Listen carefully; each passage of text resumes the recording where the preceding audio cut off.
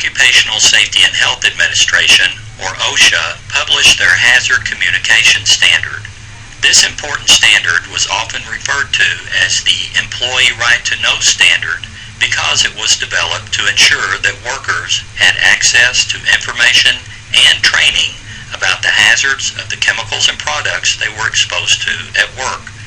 One of the major requirements of OSHA's HAZCOM standard was for manufacturers and distributors of hazardous products to develop and make available material safety data sheets for their products. But while the OSHA standard mandated very specific health and safety information about the products be provided on the material safety data sheets, HAZCOM was a performance-based standard, meaning there was no specific format that had to be utilized by the manufacturers and distributors when developing their MSDS, nor were there any standardized hazard ratings or precautions. As a result, MSDSs took on all shapes and forms, in part because manufacturers and distributors used different formats as they prepared these documents. As you can imagine, that led to a lot of frustration among workers. Eventually, it was determined that the OSHA HAZCOM standard, as written, was not meeting its original intent, which was to help employees know exactly what they were working with, how it could harm them, and most importantly, how to protect themselves. So, in 2012, OSHA revised their hazard communication standard and did away with the requirements for material safety data sheets. Now, manufacturers and distributors of hazardous chemicals and products will have to start providing a new informational document called a Safety Data Sheet, or SDS.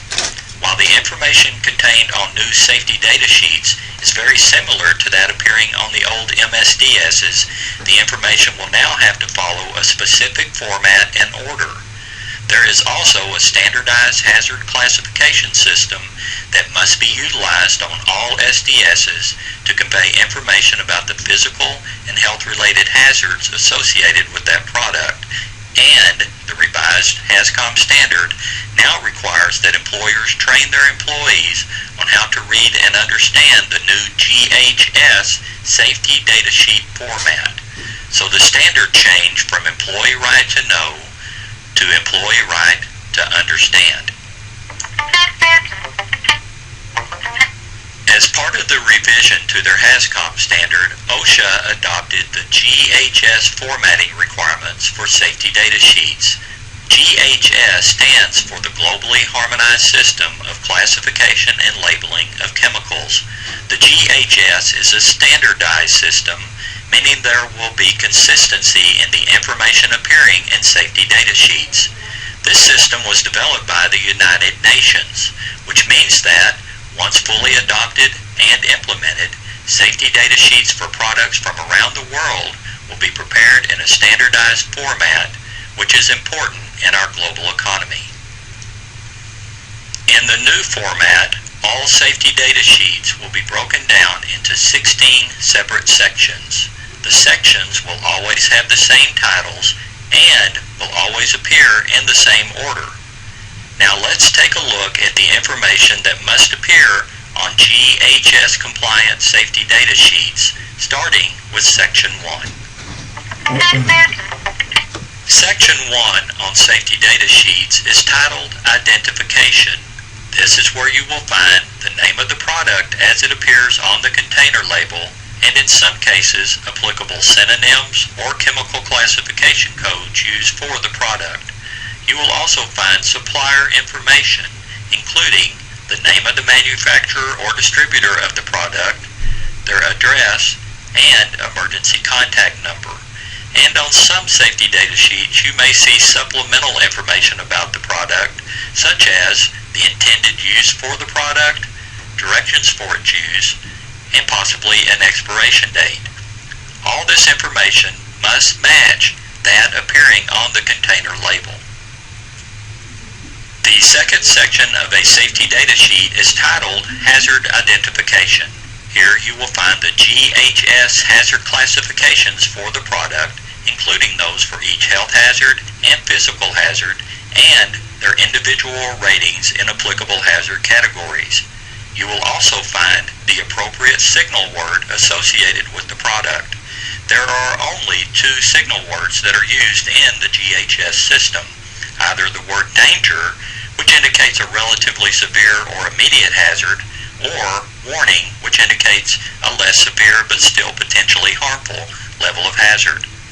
This section will also display one or several hazard statements. Statements such as these 2 examples give employees a quick warning about what hazards are associated with the product and differ according to the classification and categories of hazards presented by the product. Section 2 of the safety data sheet also displays applicable precautionary statements.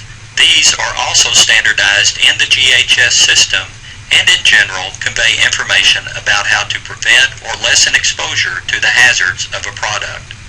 And something fairly new to us here in the United States are pictograms. Pictograms are standardized icons that let workers quickly identify the types of hazards associated with the product. There are 8 different pictograms for the health and safety hazards covered in the GHS system.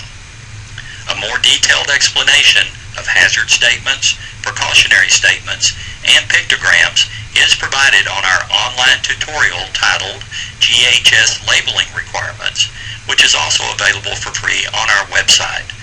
And last but not least, information about any unclassified hazards that are not covered in the GHS system, such as combustible dust, will be provided in this section.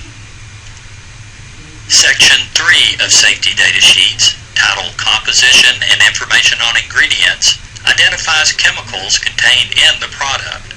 This could be a single ingredient for a pure substance, or 2 or more ingredients if the product is a mixture or contains impurities or stabilizers that contribute to the hazards of a product.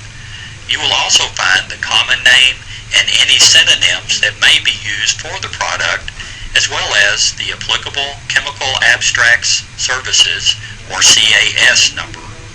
When the product is a mixture of hazardous chemicals, the safety data sheet will also list the concentration of all ingredients which are classified as hazards, expressed in either percentages or ranges by weight. And for chemicals where a trade secret is claimed, there will be a statement that the specific chemical identity and or its composition have been withheld as a trade secret. Section 4 on a safety data sheet describes the initial first aid measures that should be administered by responders to anyone who has experienced a chemical exposure. This information includes a list of aid for different routes of exposure, such as contact with eyes or skin, inhalation, or ingestion. Also included will be a description of the most common symptoms of overexposure, including those which are acute or delayed, and recommendations for immediate medical care and special treatment that may be needed in some severe cases. Section 5 provides the manufacturer's recommendations for fighting a fire that involves their product. Here, you will find a recommendation for the most suitable type of equipment for extinguishing a fire involving the product, as well as information about extinguishers that are not appropriate for use. You will also find details about specific hazards that may develop when the product is involved in a fire, as well as hazardous byproducts that may be generated during the combustion of the chemical. And in some cases, you may see recommendations for special protective equipment or precautions to be utilized by fire brigades or firefighters.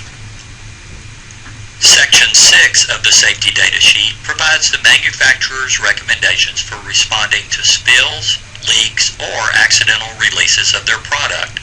This could include response measures for containment and cleanup methods to be used to prevent or minimize exposure for response personnel.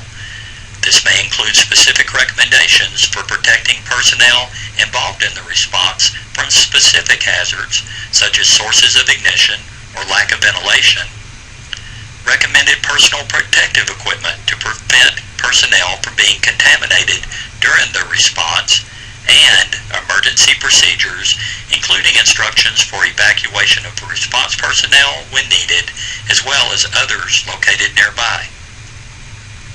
Section 7 will provide information pertinent to safe handling and conditions for safe storage of the product.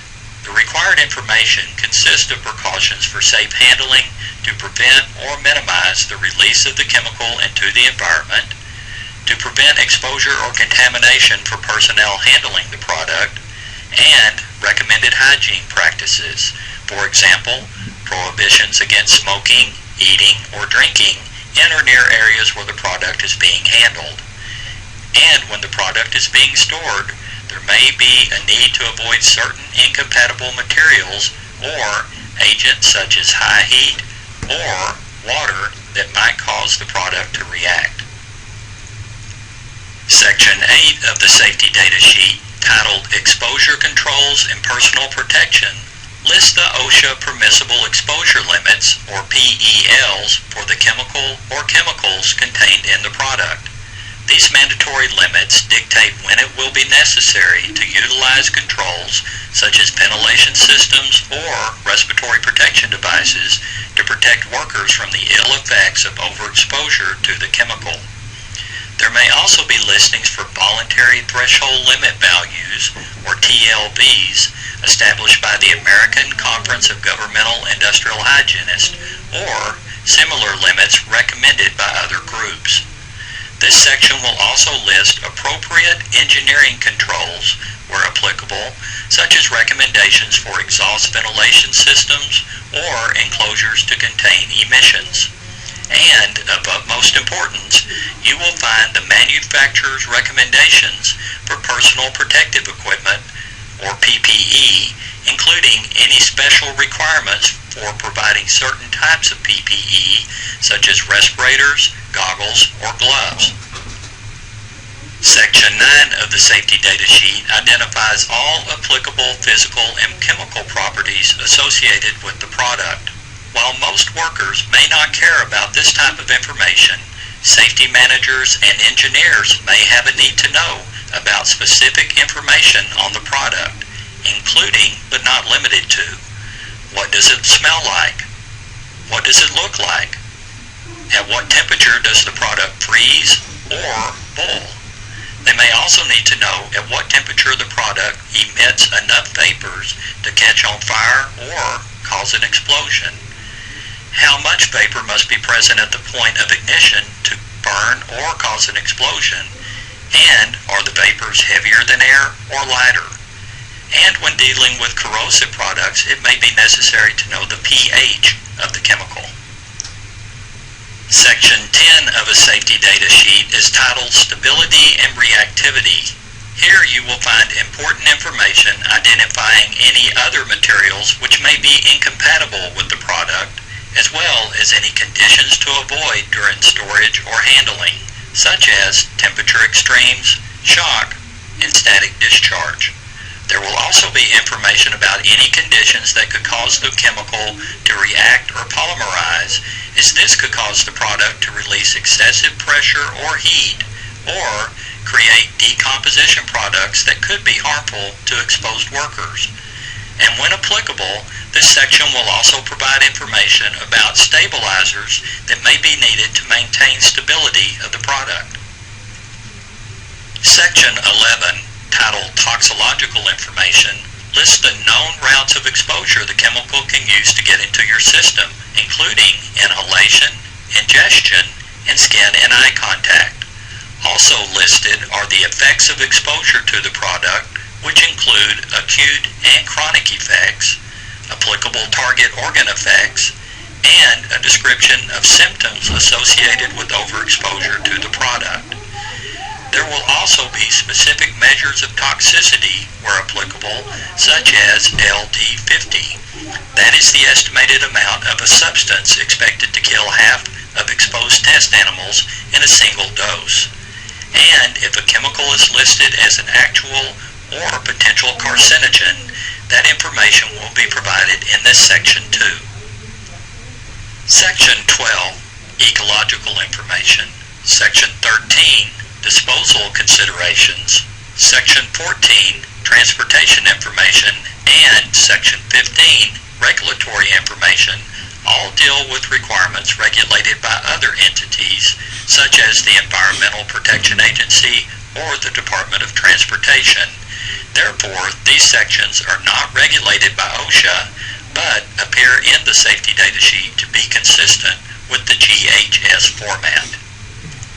And finally, Section 16 of Safety Data Sheets, titled Other Information, lists details such as the date the safety data sheet was prepared, if this is the original version issued or a revised version, and in some cases, an overview of any changes that were made during the last revision.